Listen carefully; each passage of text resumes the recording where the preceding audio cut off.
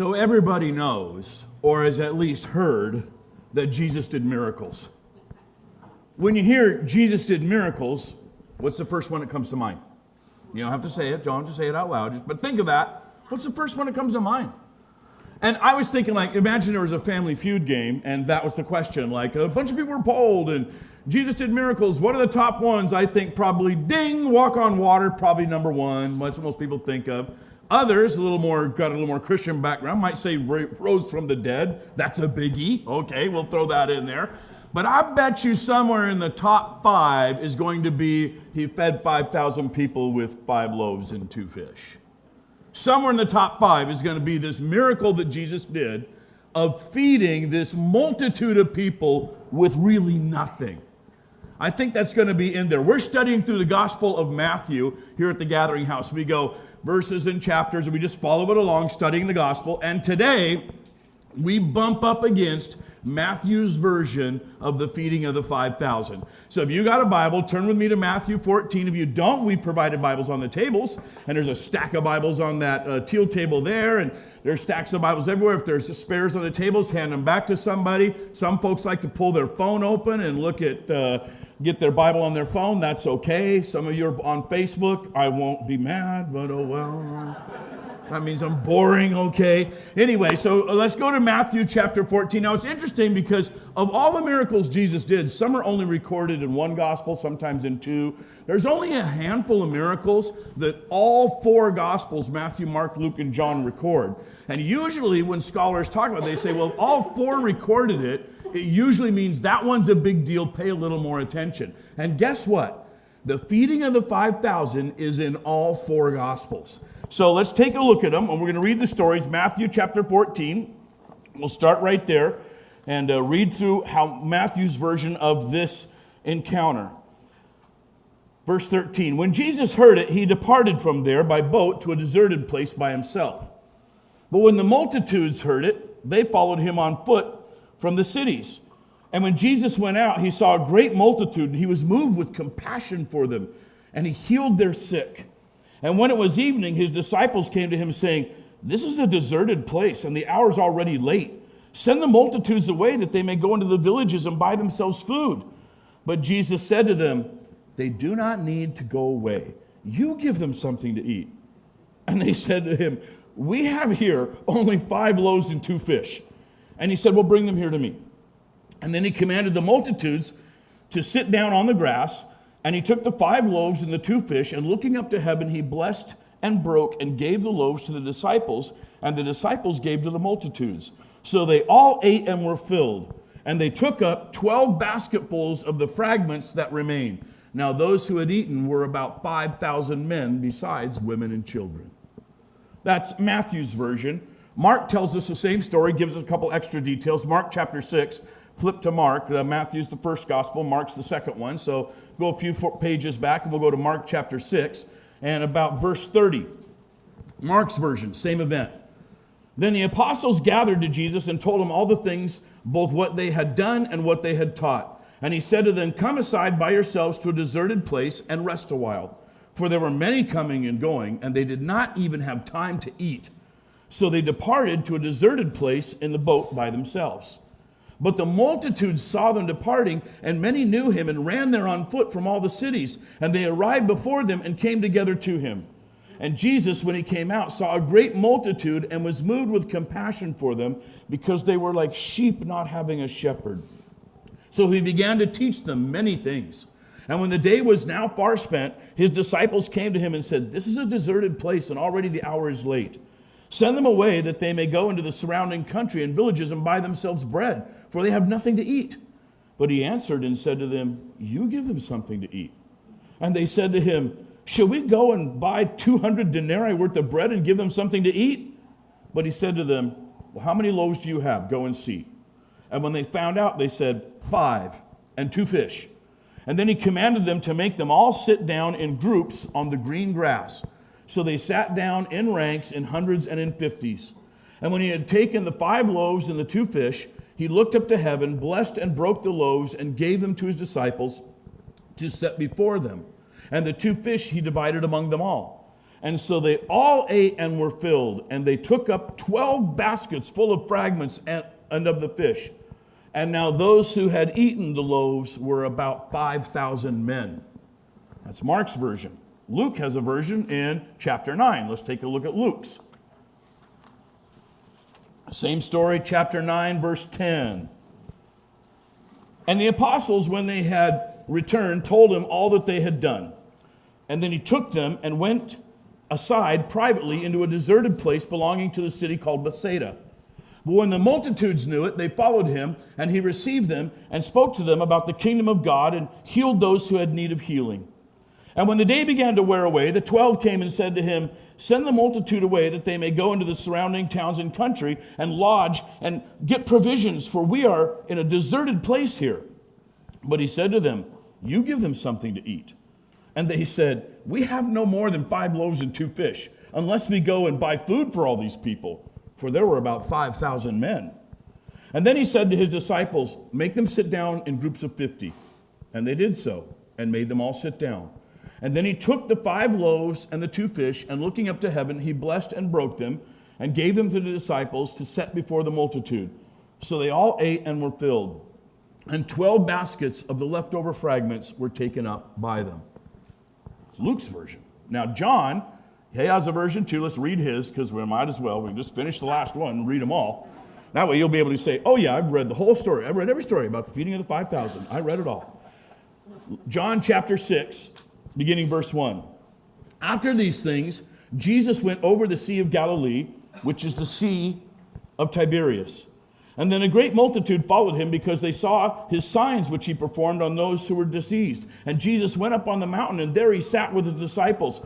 Now the Passover, a feast of the Jews, was near.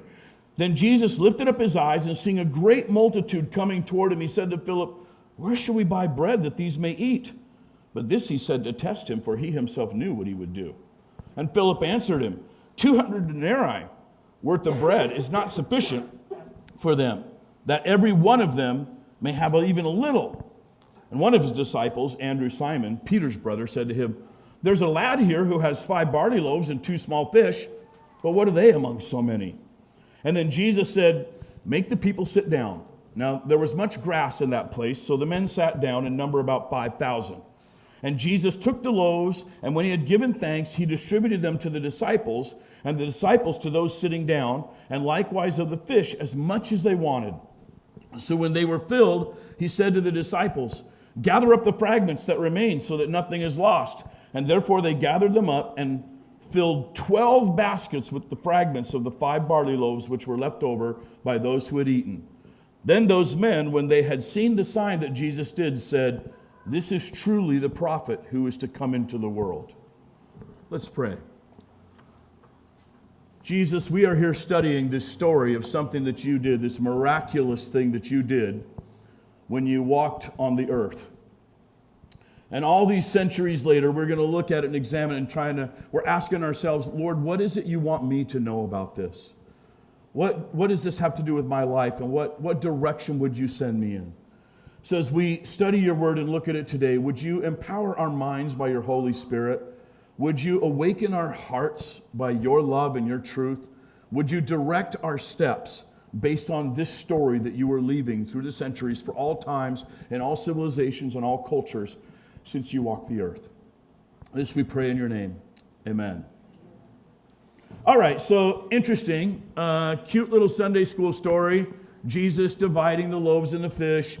And some of us in the room, even right now, some of us are like, yeah, I 100% believe you did that. And be honest, some of us are in the room like, yeah, I'm not so sure. I don't know. Maybe it was symbolic. And others of us in the room are, no, that's physically impossible. No way. And that's probably who we are right now, looking at this story, right? We're a mix. But all of us are probably asking at some point whether you believe the actual miracle happened or whether you believe it's a symbolic story of a spiritual truth. What we're really asking is, what's the point?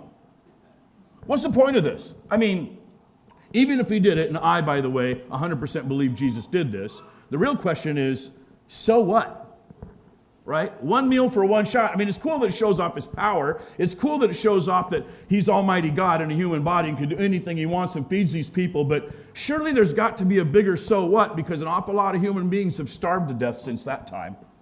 So what's the so what? What's going on here, right? And it's not like this is a regular part of the Christian life. It's not like because of this story we can promise people, if you become a Christian in America, we can promise you that every time you open up your cupboard, it'll be full of top ramen.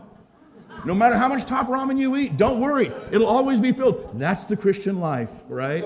No, we can't say that. That's ridiculous. It's not like, well, American equivalent would probably be Wonder Bread and peanut butter. Every time you go to your fridge, always be Wonder Bread and peanut butter. If you're a Christian, God will multiply your Wonder Bread and peanut butter over and over. Don't worry about it, right? No, that's ridiculous. What does this story mean? Why is it there? Because it isn't like Jesus would repeat this story over the centuries. What's going on here? I know there's some stories that happen. I mean, periodically, I was in a Presbyterian church once down in California. I worked as a worship leader there. And we'd sent a team to, I believe it was Honduras. And they went down to Honduras, and they were supposed to meet with a church group there. And there was 30 people in the church group. They were doing a desalination plant, so they were going to help get clean drinking water for that little rural, remote area. And so they decided to host a dinner in our church. People, they went and they bought stuff that they needed for making chili, and they made a huge vat of chili for the 30 people that they had there, and 150 people showed up. And the ladies who had made the chili were dumbfounded because they said, we just kept spooning chili. We just kept spooning chili, and no matter how much chili we spooned, the pot never went out. And they came home, they're Presbyterians for crying out loud. They came home a little freaked out over that because they said there's no way our vat of 30 should have ever fed 150. And then I remember one lady saying it was really weird because we were down to, we had done it, and then it started to go low, and we finally said, okay, finally the chili's running out, and they had one spoonful left, and this lady was walking around with one spoonful of chili, like a big heaping spoon, like, does anybody want more? And everybody's like, no, I'm done, I've eaten enough, no, I don't want. And she said, I was just going to toss it out when this little old man on crutches hobbled down the dirt road making it to us. He had heard about the chili feed an hour and a half ago, and it's taken him that long to get here. And that little old man got the last spoon of chili. Now, I knew these ladies in that church. This wasn't a far off, oh, you heard about a missionary once. It wasn't one of those bizarre. I knew them, right? So I hear that periodically Jesus can do and can still do these things. And does he? Yeah. Why does he always do it in the third world? Why doesn't he do it with us? Because we have everything, right? Let's be honest. We have everything. We are rich in resources. Jesus does miracles of that nature with people that don't have resources, and that's why often they see it more than we do. What's going on with this feeding of the 5,000? What is so important here that this story is recorded 4 times by different gospel writers? I know there's symbolism in it, like manna from heaven, Jesus working his people and giving them food, like the Old Testament Hebrews got manna from heaven. There's a parallel there. I know he's showing compassion to a multitude. There's something about the heart of Jesus being demonstrated there. I know that. I know that when you read this story before and after, it's a turning point in Jesus' own history. This is about the halfway point of his ministry, and there's going to be some changes that go down after this event. I mean, I know that, but still for me, living in modern America 2,000 years later, what's the so what? You ever wonder those kind of things when you read the Bible? I know I do all the time. Sometimes I get it, sometimes I don't. So let's back up and look at this story, kind of like what has really happened here. Well, we know when we read the 4 Gospels, a little before, a little after, that what immediately has happened is Jesus has sent his 12 out, and they have not seen each other for a few weeks. And they've gone out 2 by 2 to remote villages. They've done miracles. They've performed, they've delivered people from demonic forces. They've performed healing miracles. They've taught and teach everything that Jesus had known. And they hadn't seen each other for a few weeks. And now they're coming back together for the first time to meet Jesus. Right at that same time, John the Baptist, Jesus' cousin probably, has just been executed. And John the Baptist's disciples, they come and tell Jesus, your cousin, the guy you love, John the Baptist, has just been executed. So Jesus gets this news at the same time that his apostles come back, and collectively they sit down, and it's really like, we need a moment. Jesus needs a personal time. Like, I know I just got this news about John. I could use some personal time. And the disciples are like, yeah, we're exhausted because if you remember, Jesus, you told us to go out with, no extra change of clothing, no food, no anything. Just go out there and just sort of live off the land and hope people were generous. And we've done that, but we're a little tired now. And so the group of them says, let's let's get away, because there's a crowd surrounding them. They're in Capernaum. They're having this time that the crowd keeps coming, wanting more, wanting more. They don't even have time to eat, one of the Gospels says. They're like, we're sitting around, we can't even have dinner for ourselves. No time to even eat. And Jesus is like, let's get in a boat and go to the other side. So they load up and they head to the other side. And I think the fact that the disciples hadn't even had time to eat is an interesting telltale in this story, isn't it? Because it's like, let's go to a deserted place. What are you bringing along for food? Well, they got nothing. They've had nothing and they got nothing. And they go to the other side. And it's interesting because I think there's something going on with Jesus. Like, he needs time to process John. And he knew John the Baptist was going to be executed. But still, all the emotional stuff that's there. You know, my favorite relative just got executed. I need some time.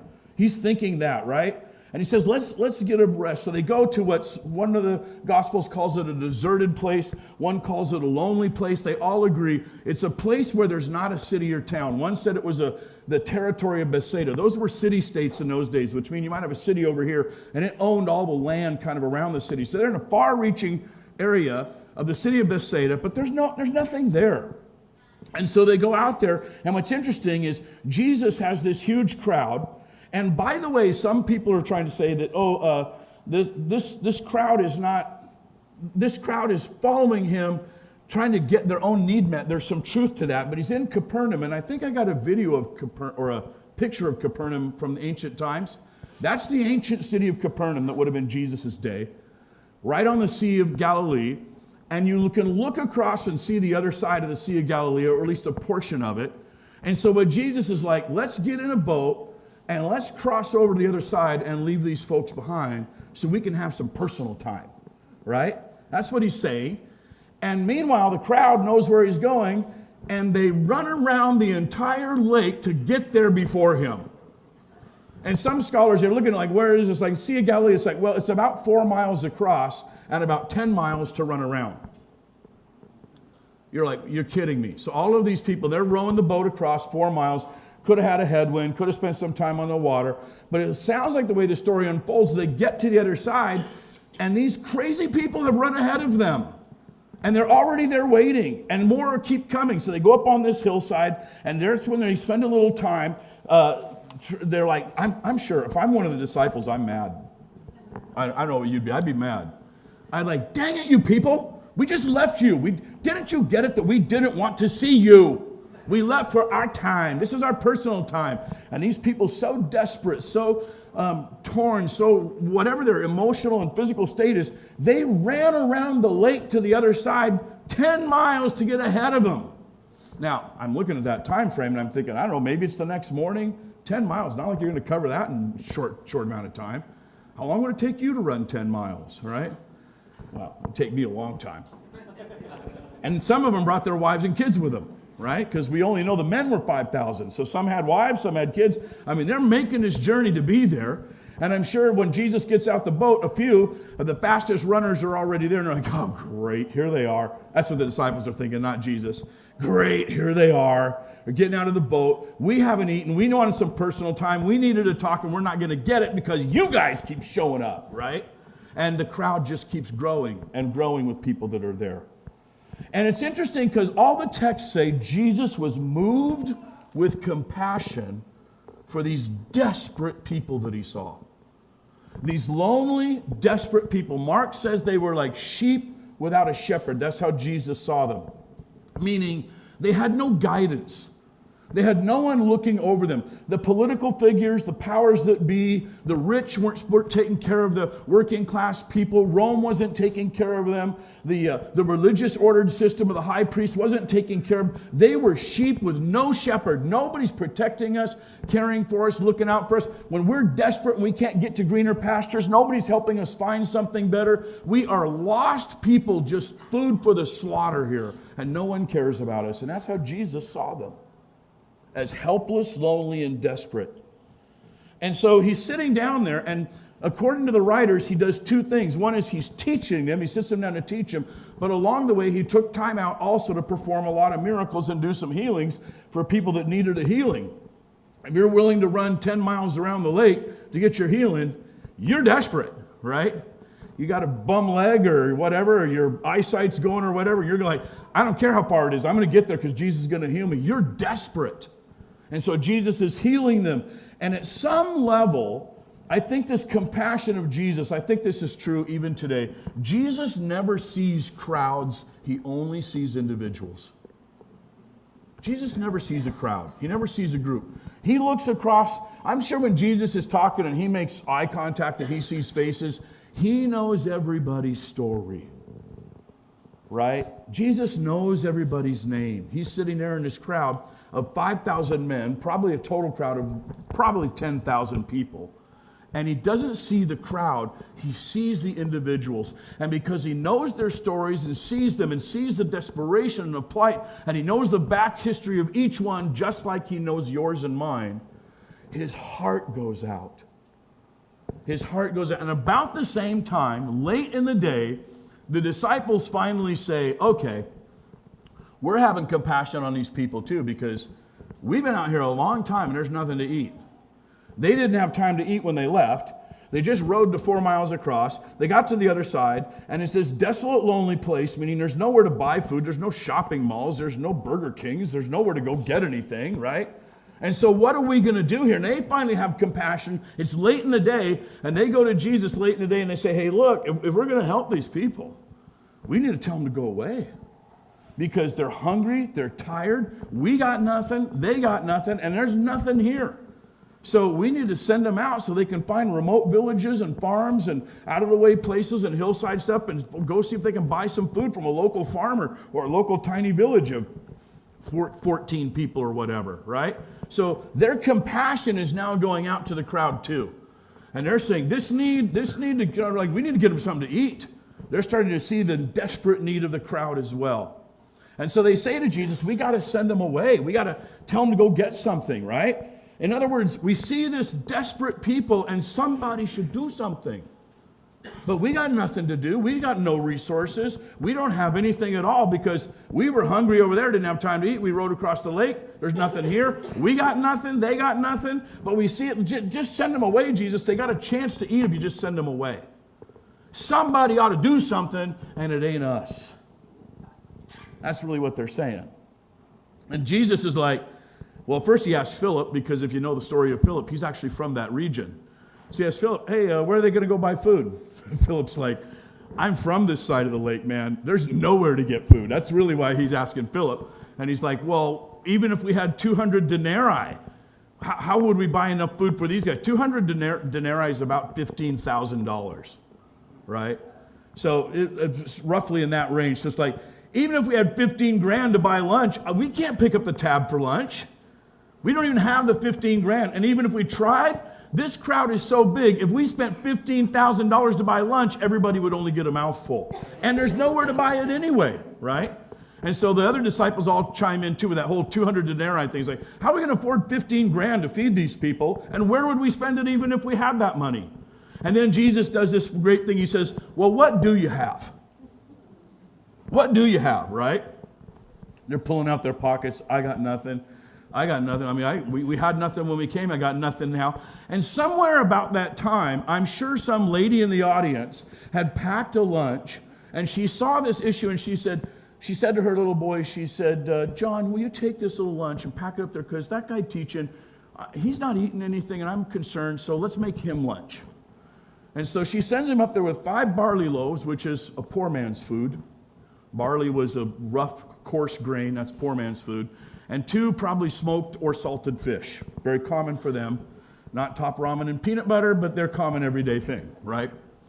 And so this little kid shows up, I think to give the lunch to, maybe he's 12, 13 years old. He's ready to give the lunch to the disciples. Say, hey, my mom wanted you to give this, and you're supposed to give it to the teacher, give it to the master, give it to the rabbi, because we see that he hasn't eaten. And almost at exact same time, Jesus is asking, what have you got? They're all like, well, we got nothing. And this little kid's talking to Andrew, Peter's brother. And so Andrew looks at it and goes, well, we got 5 loaves and 2 fish, right? And I think he must have been the big dumb jock, because at that moment, all the disciples probably look at him like, and then he does but what is that with so many, right? That crazy answer. Yeah, 5 loaves and 2 fish. Like, there's 10,000 people here. Andrew? Are you not paying any attention at all? Right? But I think he was kind of saying, oh, well, you guys say we got nothing. Well, we don't have nothing. We have almost nothing. Almost nothing. We have enough lunch here for 2 people. I'm going to make sure I'm one of them. Me and Jesus can eat, right? I don't know what he's thinking, but somewhere. We got enough lunch for 2 people, and there's probably 10,000 people sitting there. And Jesus says, okay, if that's all you got, bring it to me. Bring it to me. And so they bring it to him, and it's interesting because the 5 loaves and the 2 fish, not even theirs, right? And they bring it to Jesus, and Jesus then says, okay, have everybody sit down in groups. Now, if you do a little study of the words, it actually means kind of like rows. So they're sitting down in like a garden pattern where you're sitting in a single group, but your single group is in rows, because the word that's used for groups is actually a word used for garden. So it's actually, sit them down in little groups. I was thinking about this, I'm like, there's 10,000 people. Yeah, sit them down in rows of 50. How long did that take? I mean, just think about that, right? I was reading this story, it's like, and they all sat down, and 15 minutes later, everybody was eating. I don't think so. I think Jesus said to the disciples, all right, give me what you have. What you have is 5 loaves of barley and a couple smoked fish. I can use that. Have everybody sit down in rows. Now, all the disciples, 12 disciples go out. 12 disciples go out and herd 10,000 people into sitting groups, right? Just think about that. Think about whether I could just see Peter out there. All right, you, chubby guy, pick a group here or there. We'll just stop standing around. No, oh, your group's too tight. Pick up your group and move it over there. There's more room over there. You fan out. Kids, stay with your moms. You can't be in a different group. No, I mean, you can just see this chaos, right? I just picture that thing and say, it's freaking chaos. Just trying to no, I said rows, not circles. Rows, be in rows. Stop circling up. You're ruining the row. You can't sit in the middle of the aisle. Get over there, right? Can you imagine how it took to get 10,000 people herded in this group? But that's what they did. I'm thinking 3 hours later, I don't know how long it took, but you know it wasn't fast, right?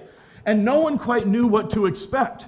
I mean, what are the disciples saying as they're herding them in the row? Someone's like, why? What are we doing here? I don't know. Jesus got something in mind. Well, what's it about? Well, it might be about dinner. We're not sure. Sit down. Just sit down, right? We'll figure this out later. And so they all sit down in these groups, and Jesus takes the little that they have, and they're sitting, and it says it's Passover time, which means it's around April. So the grass is green. It's a comfortable spot to be in.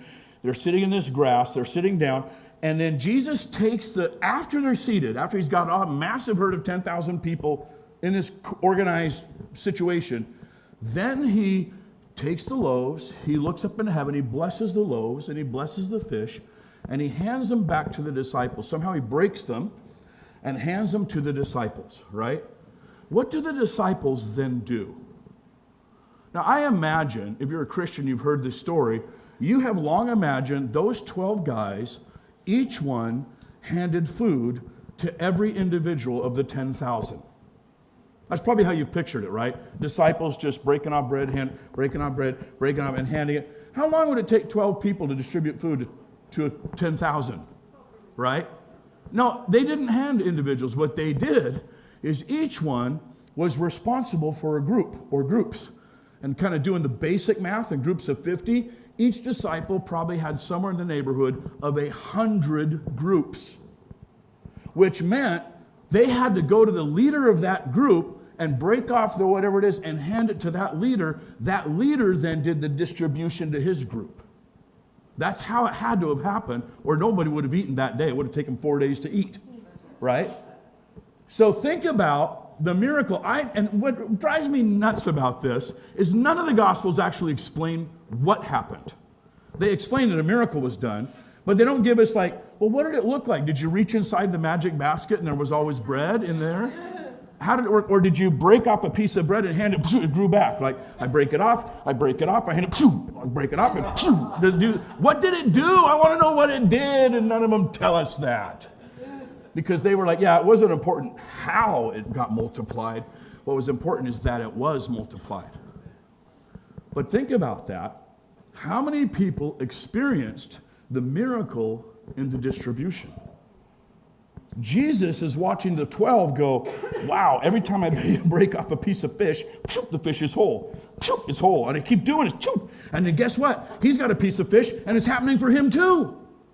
And then he handed it to him, and then it's happening for them too. You know how many people watched and physically felt and could see the physical miracle going on? Thousands.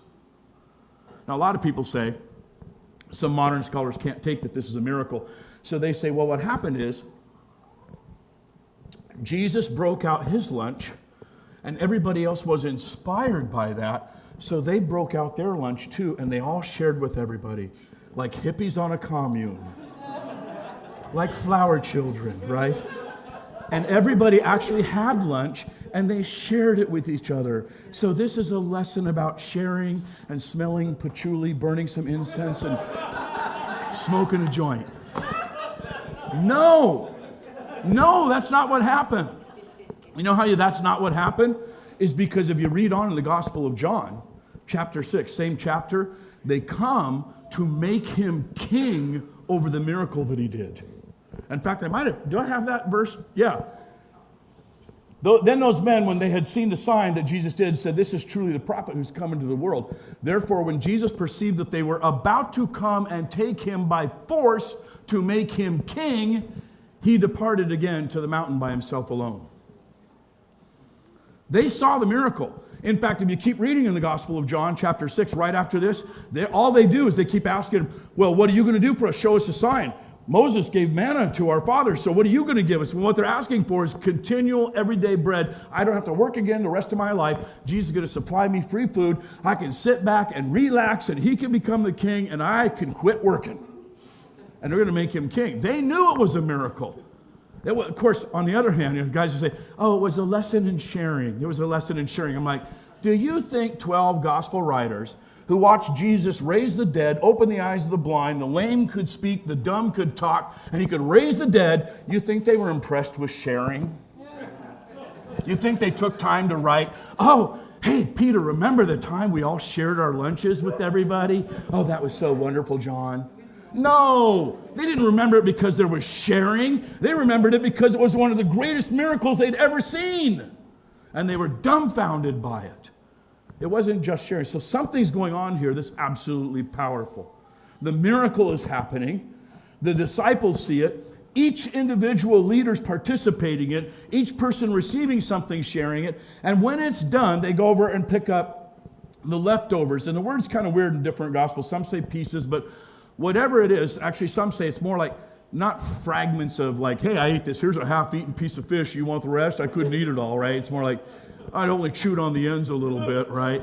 No, it's actually, it was whole. It was like, it was leftovers. It wasn't scraps. It was what would you save at a dinner for leftovers, right? I mean, if you go and you serve people, I don't know, ham or something, you don't scrape the ham off of their plate and put it back in with your leftovers, do you? I hope not. I hope not. No, you save the ham that was still unsliced and hadn't been served yet. So there's 12 basketfuls left over. And what would happen those days is we would carry around backpacks, right? The ancient Hebrews carried around a basket. Each person had their own little private basket. They would carry their food, their supplies, extra change of underwear, whatever they needed, right? And they would carry that in their basket. So that was the type of thing that they always had, especially if you were Jewish, because if you were a traveling Jew, you could never guarantee you'd get kosher food somewhere. So they always kept a basket of food. Remember when the story began? Each disciple had nothing. They had nothing. They had been like, we came back, we've been gone weeks. You told us to take nothing. We have nothing. We worked with you at Capernaum. We didn't even have time to eat that day. We were hungry. We came to the other side. You brought us to a place where there's nothing. And then when you asked us, what do we have? Well, we would have absolutely nothing if it weren't for this little kid. He's got something. We'll take what he's got, but it's not even ours. And at the end of this miracle, each of them has a full basket to last them for who knows how long. And they never forgot that. They started with nothing and left full. Right? So I hear this, like, man, there's some great stuff here. What does it mean to you and me? What's this story have to do with us, right? I mean, there's got to be more to it than just the feeding, because Jesus isn't going to repeat this miracle very much. He'll do another feeding of 4,000 with Gentile people, because this is all the Hebrew people. He'll do another one later with Gentile people. What is Jesus saying? In other words, what's the real story in this story? I do believe Jesus did the miracle. But 2,000 years later, you and I are like, that's cool, but what does that have to do with me? What am I? What is this? Why is this story recorded for me for all time? Like, am I supposed to read this story and go, lucky them? Right? What do I do with this? And so I sat with this, like, I wanted to study this deeper. And I started like, where do I go with this, right? And I know there's a couple things. I know that, like, the Hebrew language uses words, they mean something. They don't have a numeric system. Hebrew doesn't have a numeric system. We have, the letter 1 and the letter 2. So you can spell 1, O-N-E, or you can use the symbol for it that we use, right? Which comes from the Arabic. So we have that. Hebrews didn't have that. So the number 1 was first letter of the alphabet. The number 2 was second letter of the alphabet, and so it went. And then they also had the thing to spell it out. Well, centuries would go by. There's this whole hidden mystery meaning in what does the word 5 mean? What does the word 2 really mean? And the word 5's grace and favor, and it actually has something to do with mercy. And word 2 means to divide in order to increase. And I'm reading all of these guys. I spent like 4 hours studying this, and I decided at the end of 4 hours of reading multiple websites by bloggers, that's a bunch of crap.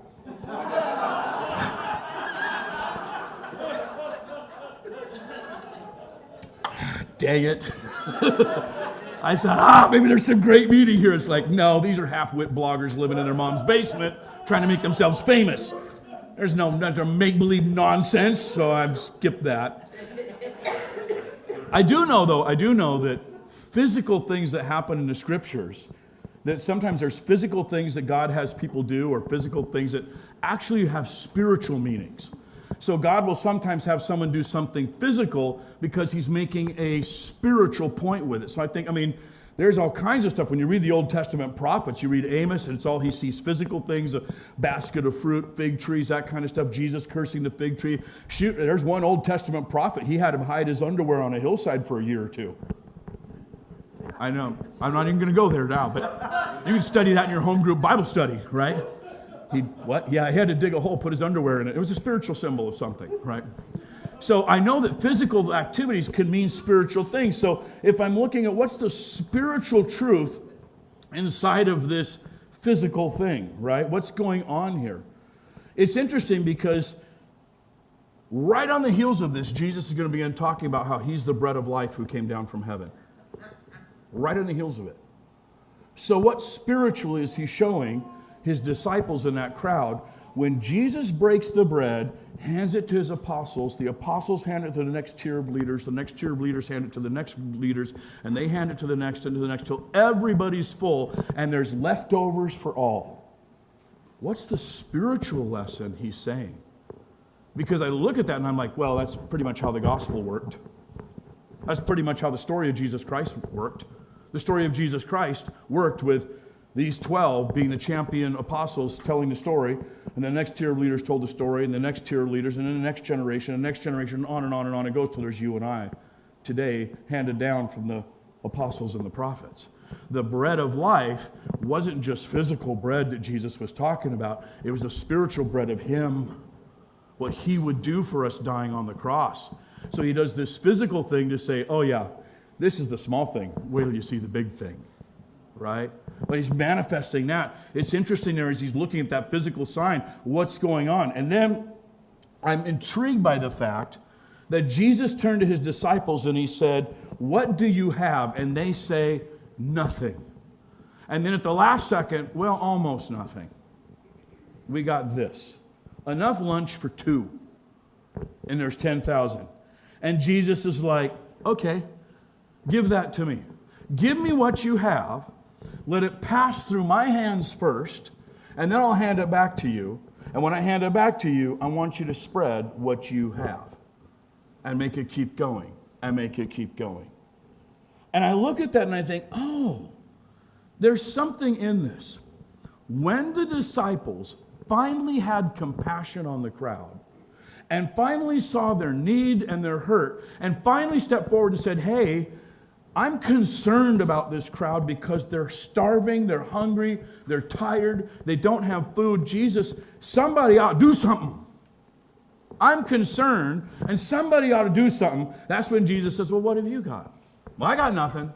I know I'm not responsible for this because I got nothing. So Jesus sent away. Jesus said, well, what do you have? 5 loaves, 2 fish. Give them to me. They pass through Jesus' hands. He hands it back to them, and he says, go spread that. Oh, what if that's the point of this story? What if you and I begin our journey asking this? Who do you have compassion for? What group of people lights your fire? When you hear of lonely, elderly people in a home, does that bother you at all? Or you're like, too bad for them. They should have spent their life better and raised better kids. I don't know. Or you go like, that aches. When you hear of single moms who, like, their pregnant ladies got kicked out of their home because they were just super young and made a screw up, and they're living down at the Life Services Center right down there on Ash or Monroe. Ash.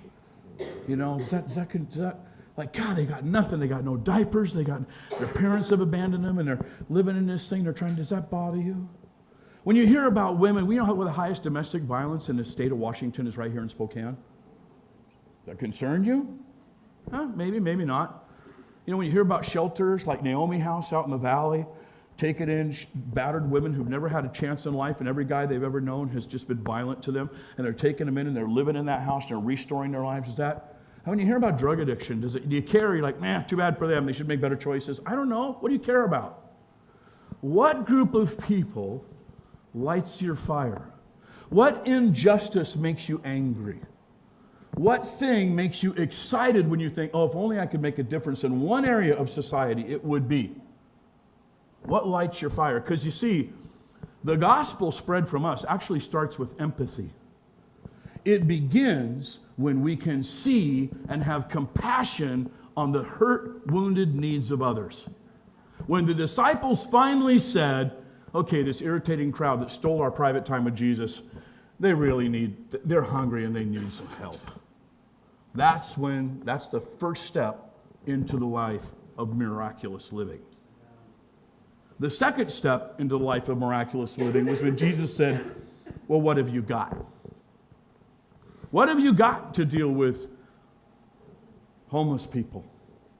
What have you got to deal with drug addicts? What have you got to deal with domestic violence abuse victims? What have you got to deal with the foster care kids?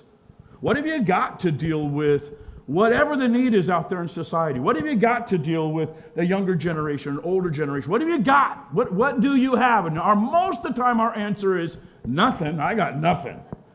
I got no skills. I got no talents. I got no abilities. I only have concern. That's as far as I can get. I can't get past concern because I honestly don't have anything.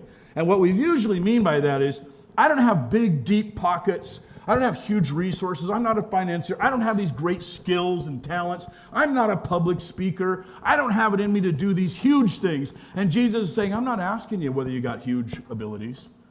I'm asking you, what do you have? And we're like, well, I got 5 loaves and 2 fish, but what is that? What is that against such a massive need? Against the thousands of people who are desperate and hungry and poor and lonely and isolated and lost and hurt and wounded right here in Spokane. I got nothing. And Jesus says, oh, yes, you do. Yeah, you do. You have yourself. And Jesus would say to us, I've given you talents and skills and abilities that are lying dormant. Why don't you bring one of those to me? However small it looks. Bring it to me and let me bless it. And I'm going to bless it. Maybe I'll break it, make it a little different than you thought it was. I'm going to bless it and hand it back to you. And when I hand it back to you, go take the little that you have and keep distributing it. And when you're done, you will be full. You will be filled. You will have leftover. You might feel lonely or isolated or panicked or broken or wounded or hurt. That's going to get so absorbed up in this great work. And guess what? When it's all said and done, you're like, yeah, I don't know how it started because I had nothing when I started except depression and loneliness. And I gave whatever I had to Jesus. He gave it back to me. I distributed it. And you know what? My basket's full. I don't have depression and loneliness anymore. Right? There's something in this story because Jesus is not going to multiply food for every generation. Something bigger is happening in this story. He's trying to get us to see. He had to do it first in the physical realm so that we could begin to understand, oh, now I see how that applies to the spiritual realm. It works the same way in the spiritual realm, doesn't it? And he's like, yes, my son. Yes, my daughter. Now you're getting it. And I don't know. Frederick Buechner, a Presbyterian theologian, he wrote these words. I think I might have them on a slide. The place God calls you to is the place where your deep gladness and the world's deep hunger meet. That's a great thought. What am I supposed to do for God? Well, he's calling you to the place where your deep gladness and the world's deep hunger meet. So, first part of that question is, what part of the world's deep hunger fires you up? What group of people or kind of people do you have compassion for? What bothers you about what injustice or what broken system irritates you and you wish you could fix it? Right? Wherever that is, that's the world's hunger. That's where their deep hunger is.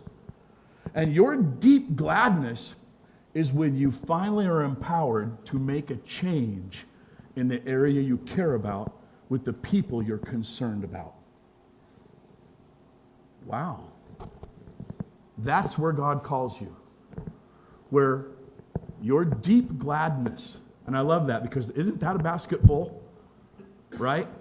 How do you know my basket's full? Oh, when you're experiencing deep gladness, some great sense of peace and joy and purpose, and you're like, yeah. And you know how it begins? Like it begins one step at a time. One step at a time. And sometimes it's big and sometimes it's small.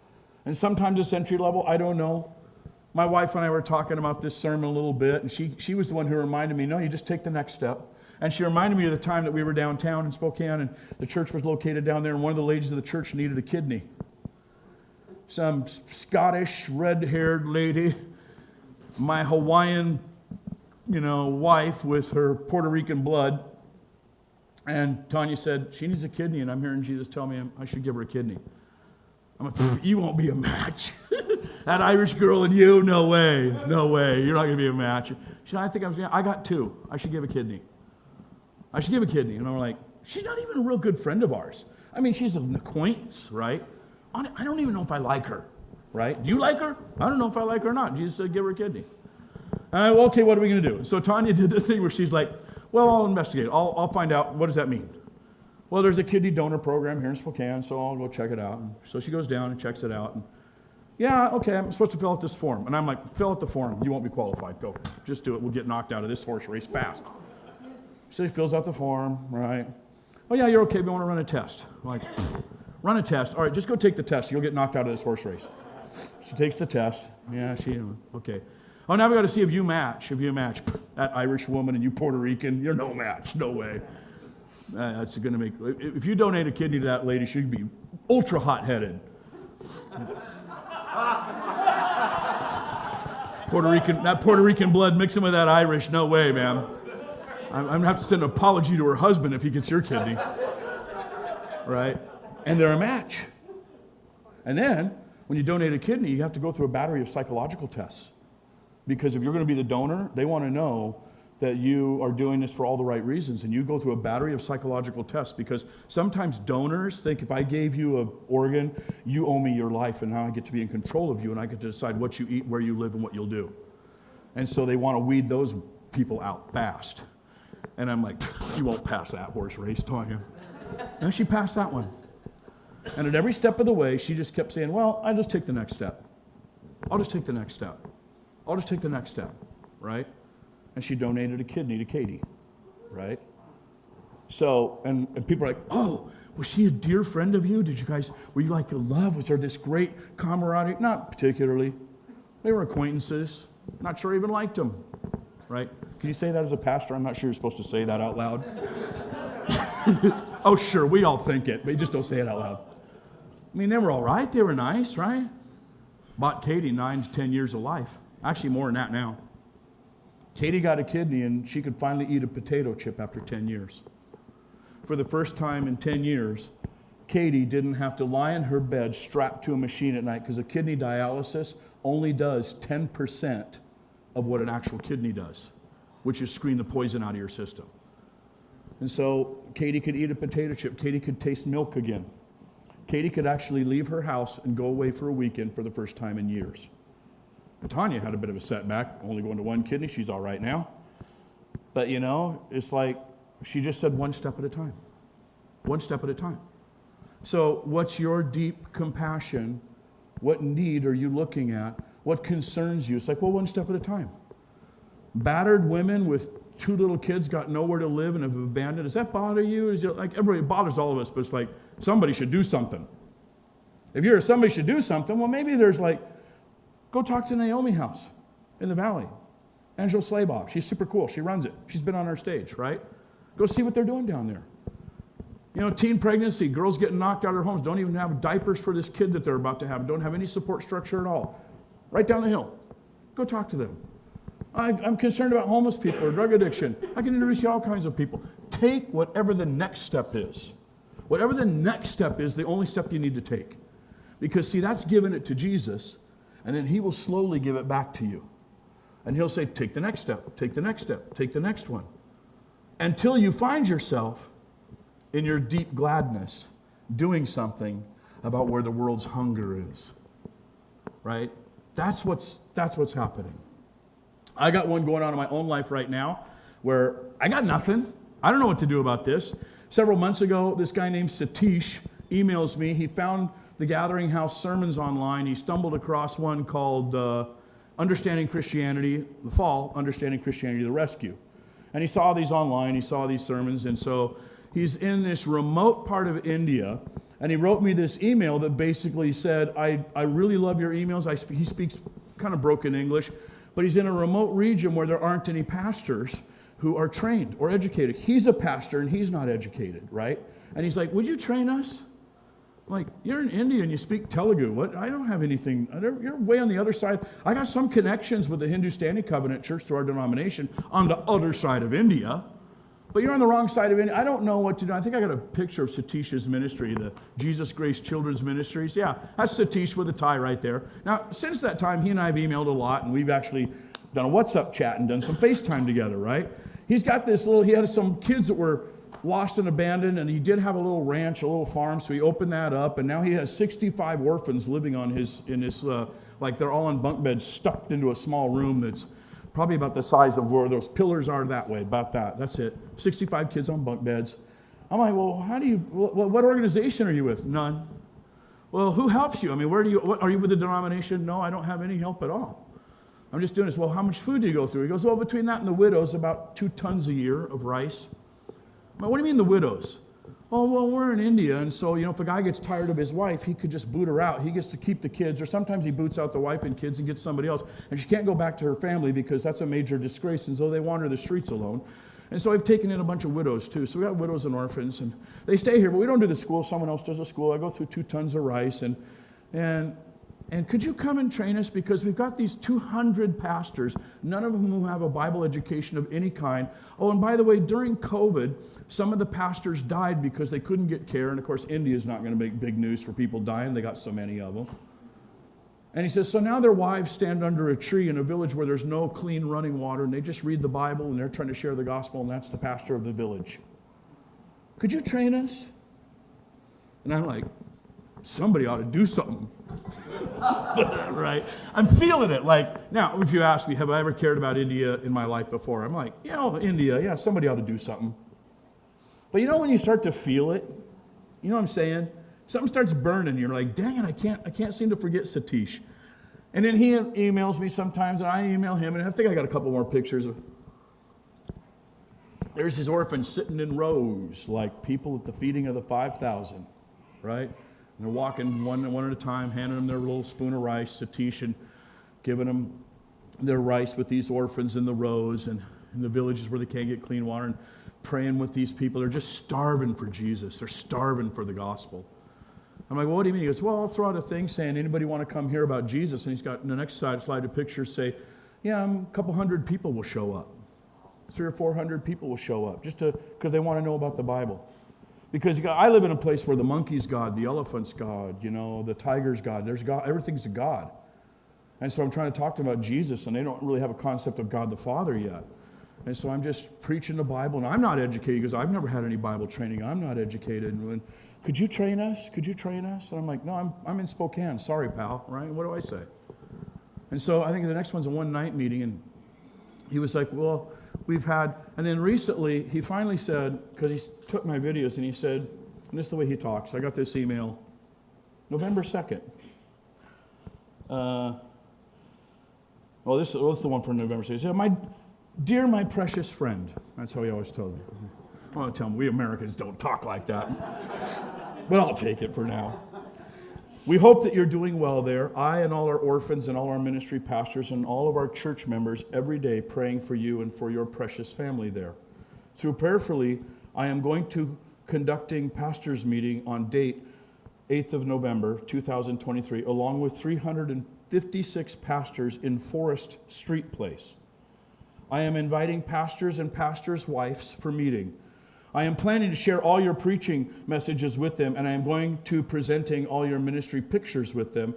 I will request every pastor to pray for you and for your family and your amazing ministry there. Mostly very poor pastors will gather in that meeting. Myself, I am planning to provide food for them. Those who attend pastors' meeting through this meeting, every pastor will know about you and your amazing ministry there. We are all very much thankful to God for your beautiful ministry there. We are all grateful for your ministry there, your ministry chosen by God for give more blessing to many hopeless souls in India. We belong that your preaching messages gives them great strength for every pastor. I am very excited to share all your teachings with them, and they know who all pastors will share about you with their church members. I believe that lots of people will know truth from you, my precious friend. Hopefully more Hindus will turn to God. I am prayerfully requesting you kindly pray for this meeting go well through God love in your friend, Pastor Satish. And then after the meeting, the next day he sent me, dear faithful, precious friend. I got to get him to cut that out, but we are all very much grateful for your kind prayers and love and kindness upon us. Wednesday, almost 200 pastors and pastors' wives, they attend our pastors' meeting. I shared all your ministry and messages with them. Everyone very much encouraged by your powerful messages. Everyone prayed for 8 minutes praying for you and for your family and your ministry there. Every month they will gather and pray for each other. They will learn from you more about God before I meet them again. I will let you know the date and time so you can talk to them and pray for them directly.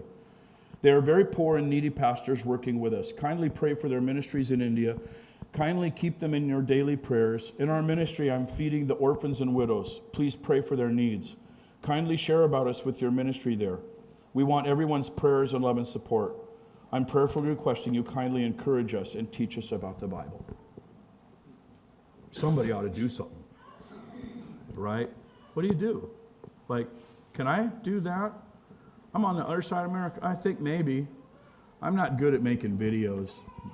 JB back there has to help me. I don't make videos. I can talk. I'm good at talking, but making videos, I don't know how to make videos to send them to India. But did I ever before have a passionate, inside you, the groaning inside you, the mental stuff where you sometimes find yourself thinking about while you're making dinner or waking up in the morning, going to bed at night, the people group that you're concerned with in those quiet moments. Suddenly I care about India.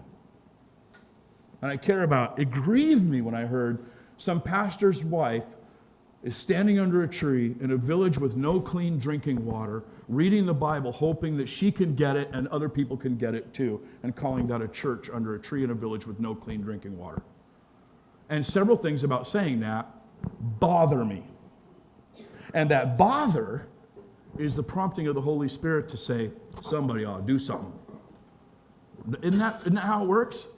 So I'm feeling this sense, and I'm only saying this because this is my current example of then saying, well, I don't know how to speak Telugu. I can't make videos. I don't know what to do.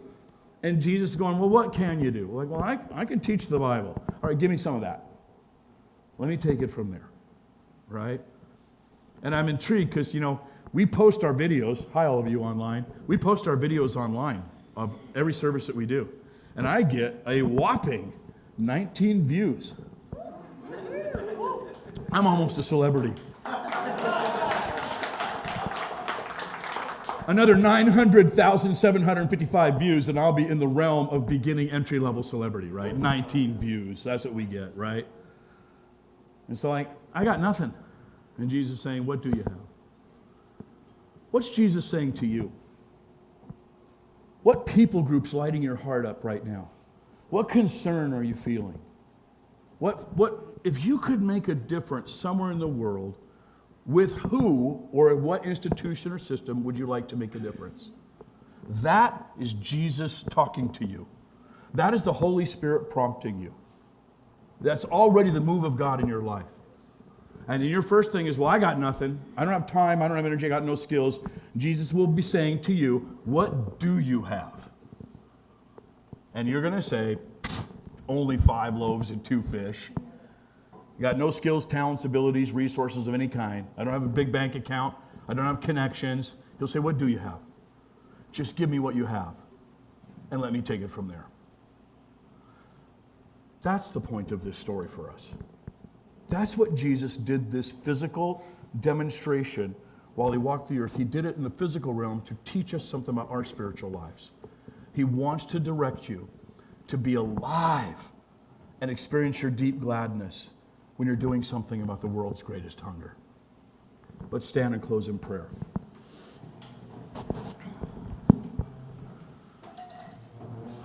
Lord God Almighty, King of the universe, Jesus, I believe you did that miracle. I've always believed it 100%. I wish you would have had the apostles write how you did it so we could know that, but you knew it was of no concern. Because the concern wasn't the mechanics of how broken bread gets multiplied or how fish get multiplied. It wasn't in the mechanical scientific understanding. It was in the spiritual lesson you were teaching us. And Lord, today we stand here ready to take the spiritual lesson home. I'm going to ask for all of us, Lord, there's some people you're calling us to help, some situation you're calling us to make a difference in. Make that a burning desire in our hearts. Bring it to the forefront of our minds, disrupt our sleep with it, bring it up in conversations. Each of us has something different that we're supposed to do. Burn it in us, Lord. Bring it to our attention again, and don't let us stuff it. And I'm going to pray, Lord, for each and every one of us that when we say, I got nothing, you will show us what we do have. And oftentimes, like the disciples worked together, what we have is one another. And the skill sets and the experiences and the talents and abilities that could unite together and do something even bigger than what we could do by ourselves. Open those doors for us, Lord, that we might be used for your kingdom's glory and your kingdom's purposes to change the world with your love, your grace, your mercy, and your compassion. This we pray in the name of the Most High God, Jesus Christ, King of Kings and Lord of Lords. Amen.